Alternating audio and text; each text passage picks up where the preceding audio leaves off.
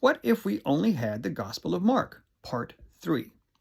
What if I told you that within his Gospel, Mark provided biographical information about Jesus that was so scandalous that Matthew and Luke, when they incorporated the passage into their own Gospels, changed it?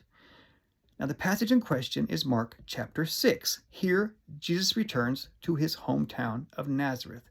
He attends the synagogue and he teaches.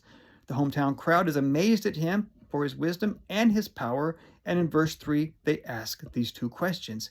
Is not this the carpenter, the son of Mary? This is the only reference in the whole New Testament to Jesus being a carpenter. The Greek word is tekton, which was a general term meaning a laborer who used their hands.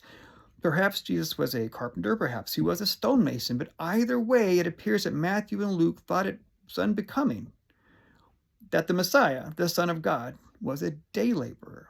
But more concerning was the next phrase, the son of Mary. Historians have told us that in this time, in this place, in this culture that was both patriarchal and patrilineal, it would be very unusual for a young man to be known by his mother's name if his father was known. Is there any hint here or allegation of illegitimacy? This has actually been debated.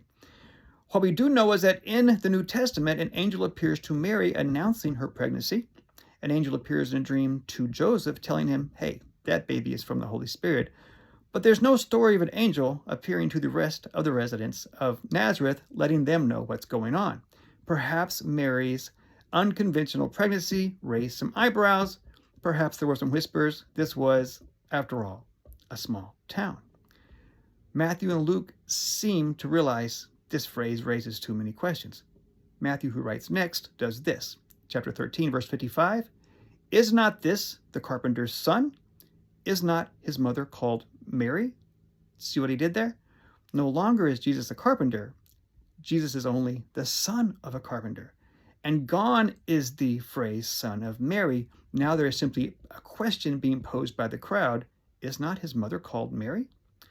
Now Luke, who writes third, will go even further. In chapter 4, verse 22, he says this.